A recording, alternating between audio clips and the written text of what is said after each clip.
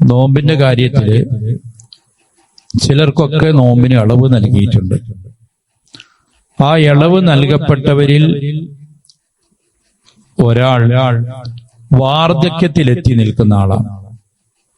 വഅലല്ലദീന യുതീഖൂനഹു ഫിദിയത്തുൻ ത്വആമു മിസ്കീൻ.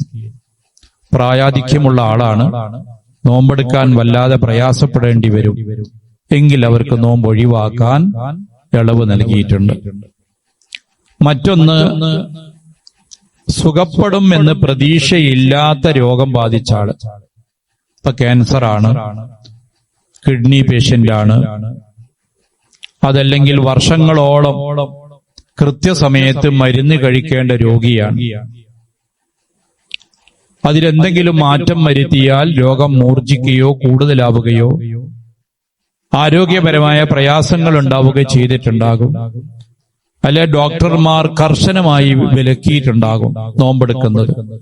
ഇങ്ങനെയൊക്കെ ഉള്ള രോഗികളാണെങ്കിൽ അവർക്ക് നോമ്പ് ഒഴിവാക്കാൻ ഇസ്ലാം ഇളവ് നൽകിയിട്ടുണ്ട്.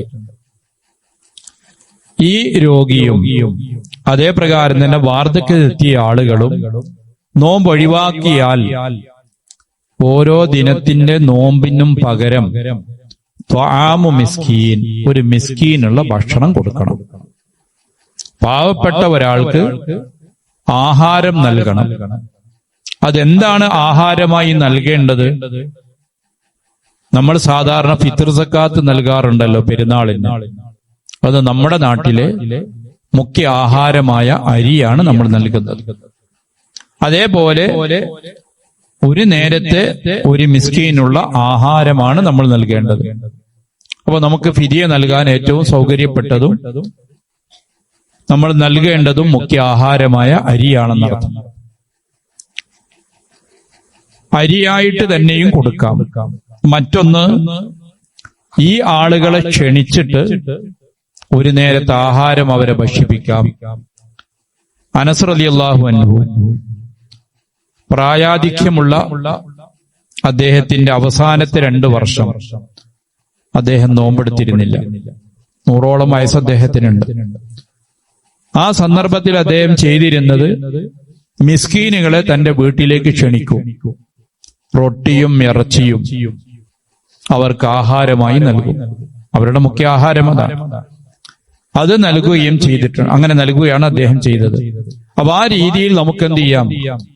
ഒരു മിസ്കീനെ ഒരു നേരത്തെ ആഹാരത്തിന് ക്ഷണിച്ച് അവർക്ക് ആഹാരം അങ്ങനെ നൽകുകയും ചെയ്യാം.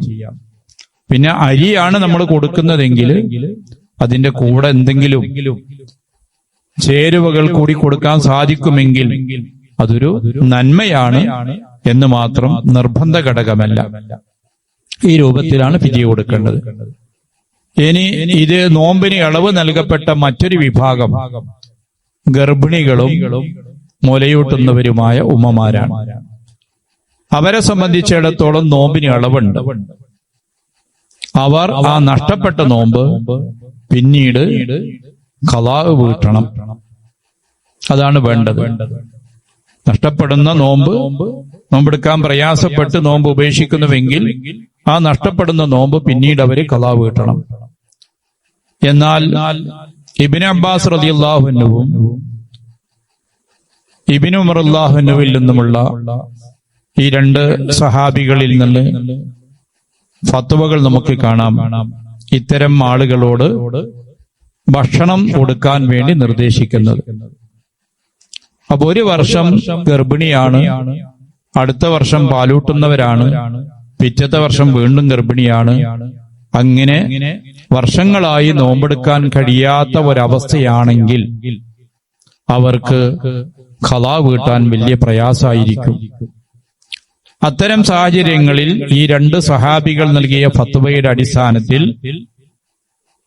ത്വആമു മിസ്കീൻ, മിസ്കീന് ഭക്ഷണമായി ഫിദിയ കൊടുത്താൽ മതി എന്ന് ഇത്തരം വിഷയത്തിൽ വന്ന വിവിധങ്ങളായ വീക്ഷണങ്ങളിൽ നിന്ന് നമുക്ക് സമന്വയിപ്പിച്ചുകൊണ്ട് ഒരു ഫത്വ ഈ വിഷയത്തിൽ കാണാവുന്നതാണ്.